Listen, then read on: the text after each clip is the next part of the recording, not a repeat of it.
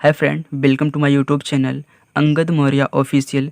Friend, आज की इस वीडियो में हम देखेंगे अर्धवार्षिक परीक्षा 2022-23 गणित का मॉडल पेपर देखेंगे।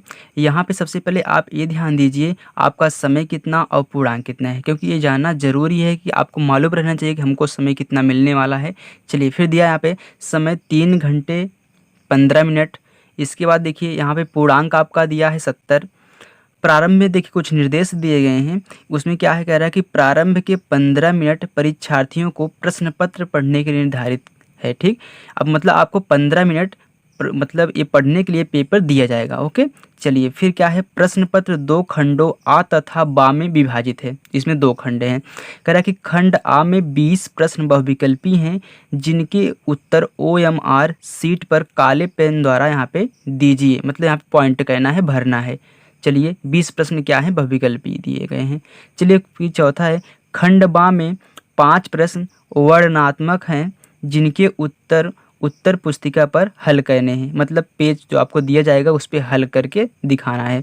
फिर प्रश्नों के अंक उनके सामने अंकित हैं। चलिए देख लेते हैं। देखिए एक एक नंबर का दिखाई दे रहा है अभी। तो यहाँ पे खंड आ है जिसमें बहुविकल्पी दिए गए हैं आपको। पहला है 144 के अभाज्य गुणनखंड में 2 की घात है।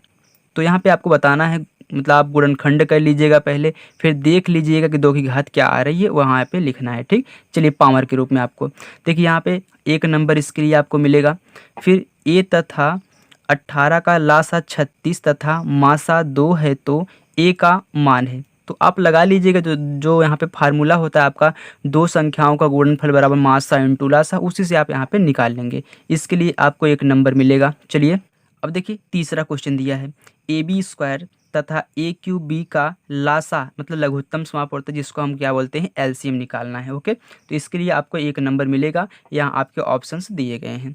चलिए चौथा देख लीजिए। कह रहा है कि परिमेय संख्या 14,587 बटा 1,250 का दशमलव प्रसार कितने स्थानों के बाद समाप्त हो जाएगा।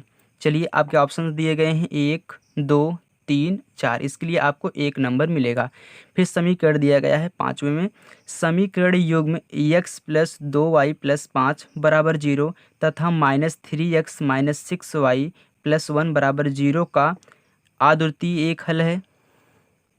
दूसरा है ठीक 2 हल हैं। तीसरा है कोई हल नहीं। चौथा है अपरिमित रूप से अनेक हल हैं। चलिए अब छठा देख लीजिए।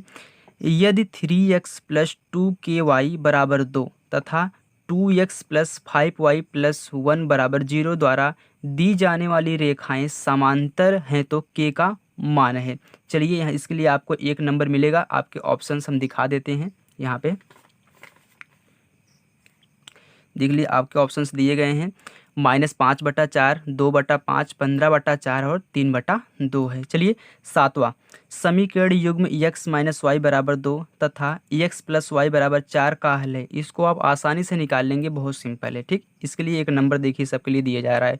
ये पूरा बहुविकल्पी है 20 क्वेश्चन तक। ओके, चलिए फिर आठवां देखिए, समीकरण y बराबर 0 तथा y बराबर -7 युग्म के। अब यहाँ पे ऑप्शंस दिए गए हैं, अनंततः अनेक हल हैं, केवल एक अद्वितीय हल है, कोई हल संभव नहीं है, 2 हल हैं। ये ऑप्शन है आपके, जो सही होंगे आप वहाँ पे टिक करेंगे। चलिए 9वां देखिए, समीकरण 1/x² + 5 बराबर 1/9 का हल है। देखिए इसको तो आप सिंपली कर लेंगे, यहाँ पे तिरछा गुणा करा दीजिएगा, फिर इसके बाद जो यहाँ पे आपका आए हल कर लीजिएगा। आपके ऑप्शंस दिए गए हैं +-3, +-2, +-6, +-7। चलिए अब देखिए 10वां, के किस मान के लिए द्विघात समीकरण 3x² - 12x + k बराबर 0 के मूल बराबर हैं। तो यहाँ पे आप हल करने के बाद जो ऑप्शंस आएगा यहाँ पे आपके दिए गए हैं, टिक करिएगा। चलिए इसके लिए 1 नंबर, देखिए सबके लिए 1 नंबर है 20 क्वेश्चन तक। अब देखिए 11वां, यदि समीकरण x² + kx - 5/4 बराबर, यहाँ पे लगता है 0 है, हाँ 0 है, का एक मूल 1/2 है तो k का मान है। तो यहाँ पे देखिए आपको 1 नंबर मिलेगा। आप x के स्थान पे यहीं रखेंगे, इसके लिए हल करिए, फिर आपका जो ऑप्शंस आए आप लगा दीजिए। चलिए 12वां देखिए, यदि समीकरण x² + 9x + 3 बराबर 0 का एक मूल 1 हो तो इसका अन्य मूल होगा 3 - 3, 2 - 2। चलिए फिर यहाँ पे 13वां है, त्रिभुज ABC तथा त्रिभुज BDE दो समबाहु त्रिभुज इस प्रकार हैं कि D भुजा BC का मध्य बिंदु है, तो त्रिभुज ABC तथा त्रिभुज BDE के क्षेत्रफलों का अनुपात होगा। तो यहाँ पे देखिए आपके ऑप्शंस दिए गए हैं, आप हल करिए, लगाइए। चलिए 14वां देखिए, दो समरूप त्रिभुजों की भुजाएं 4:9 के अनुपात में हैं, तो इन त्रिभुजों के क्षेत्रफलों का अनुपात है। हम जानते हैं जब कोई, चलिए 14वां क्वेश्चन दिया है, दो समरूप त्रिभुजों की भुजाएं 4:9 के अनुपात में हैं, तो इन त्रिभुजों के क्षेत्रफलों का अनुपात है। देखिए जब दो समरूप त्रिभुज रहते हैं उनकी जो भुजाओं का अनुपात होता है ना, उनके क्षेत्रफल का मतलब स्क्वायर होता है। इसका स्क्वायर कर देंगे तो इनका क्षेत्रफल आ जाएगा। जैसे 4:9 है ना, तो यहाँ पे 4 का स्क्वायर 16, 9 का अनुपात यहाँ पे स्क्वायर करेंगे तो 81, तो यहाँ पे आपका ऑप्शन 16:81 सही हो जाएगा। चलिए देखिए फिर कह रहा है कि यदि बिंदुओं -6 फिर 5 फिर -2 3 को मिलाने वाले रेखाखंड का मध्य बिंदु यहाँ पे a/3 फिर कामा 4 है तो a का मान है। तो यहाँ पे आप सॉल्व करिएगा। चलिए हम दिखा दे रहे हैं सिर्फ, ओके। इसको हम सॉल्व करा के एक वीडियो बनाएंगे जिसमें इसको हम पूरा एक्सप्लेन करेंगे, आप वो वीडियो देख लीजिएगा।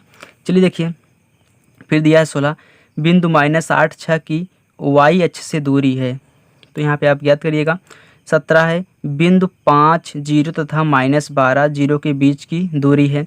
फिर 18वां देख लीजिए, शीर्ष A कोष्टक -4 0 फिर B है 7 0 फिर C है 8 और 4 वाले त्रिभुज का क्षेत्रफल। आप त्रिभुज का क्षेत्रफल जो मतलब त्रिभुज बराबर होता है क्या, 1/2 होता है, और लगा दीजिएगा, आपका आंसर आ जाएगा। ठीक, चलिए फिर 19वां, sine 70 sine 20 minus cos 20 cosec 70 दिया, एक कोसेक 70 दिया है, ये क्या है?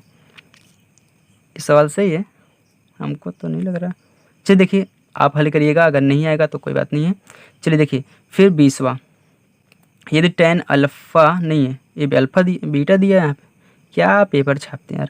चलिए यहाँ पे क्या है, देखिए बीटा की तरह दिया है, लेकिन यहाँ पे tan a प्लस भी पूछ रहा है, तो यहाँ पे tan a बराबर √3 तथा tan b बराबर क्या है 1/√3 है, तो tan a प्लस b का मान है। तो यहाँ पे देखिए आप इसको b समझिएगा, इसको बीटा मत समझिएगा, ओके। चलिए तो यहाँ पे आपके ऑप्शंस दिए गए हैं, आप लगाइएगा। चलिए देखिए फिर आपका खंड यहाँ पे बा दिया है, निम्नलिखित में से कोई से 5 खंड हल कीजिए। इसमें सिर्फ 5 खंड आपको हल करना है। का है HCF 206 फिर 657 बराबर 9 दिया हो तो LCM 306 657 ज्ञात कीजिए। देखिए यहाँ पे कैसे गलत लिखा है, यहाँ पे कितना 206 लिखा है, यहाँ पे 306 लिखा है, ये टाइपिस्ट रॉन्ग कर देते हैं। चलिए देखिए इसको आप बना लीजिएगा, यहाँ पे 306 लिख लीजिएगा। चलिए देखिए खा है, विलोपन विधि द्वारा हल कीजिए। इसको आप समीकरण है, इसको आप हल कर लेंगे। फिर हल कीजिए 1/x-2 प्लस 2/x-1 बराबर 6/x। चलिए इसको आप हल करिएगा, देख लीजिएगा। यहाँ पे घ है, त्रिभुज ABC में BC बराबर AC तथा कोण B बराबर 90 डिग्री हो तो सिद्ध कीजिए कि AB² बराबर 2AC²।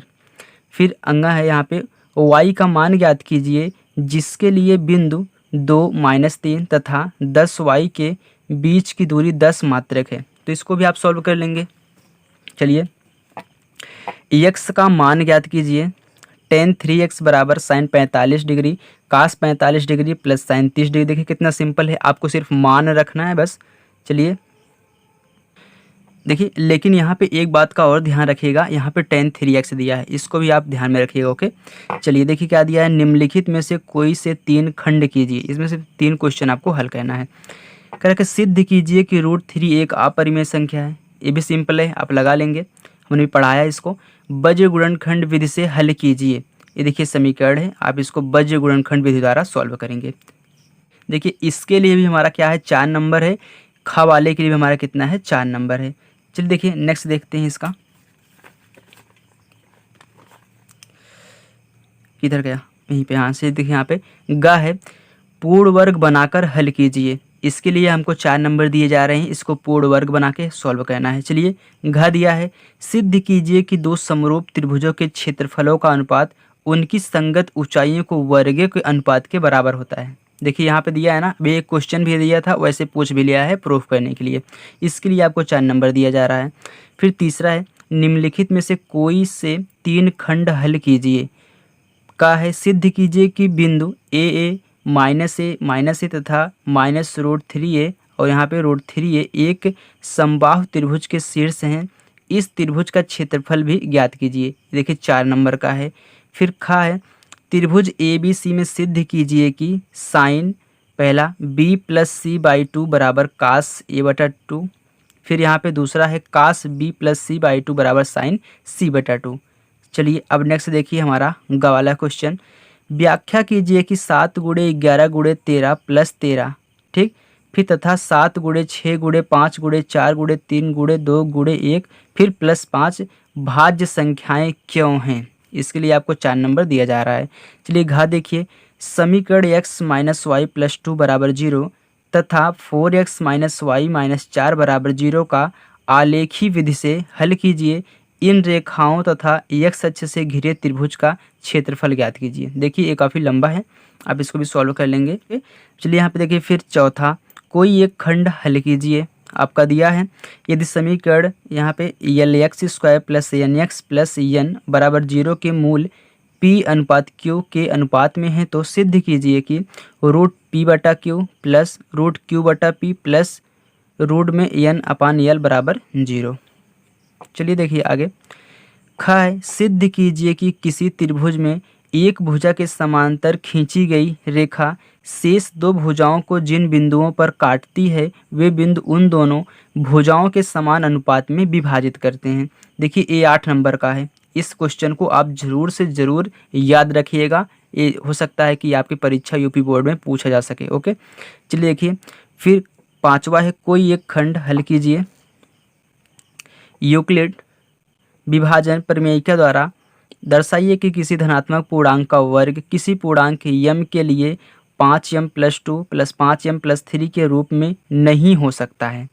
चलिए देखिए खा वाला क्वेश्चन है, कह रहा है कि दर्शाइए कि n + 4, n + 8, n + 12 तथा n + 16 में से एक और केवल एक ही 5 से विभाज्य है जहां n कोई धनात्मक पूर्णांक है। देखिए 8 नंबर 8 नंबर 8 नंबर, यहाँ पे देखिए 8 नंबर के लिए आपको इसके लिए दिया जा रहा है 8 नंबर। तो दोस्तों ये वीडियो आपको कैसी लगी हमें कमेंट करके जो बताइएगा, और ऐसे ही मॉडल पेपर पाने के लिए हमको कमेंट करिए, हम आपको यहाँ पे सॉल्व कराएंगे या फिर आपको यहाँ पे दिखाएंगे, सोल्व भी कराएंगे दिखाएंगे भी। ओके, आज यहाँ पे आप देख रहे हैं, इसको मैं सोल्व करा के आपके पास डाल दूंगा। चलिए दोस्तों तब तक के लिए bye bye, take care, thank you.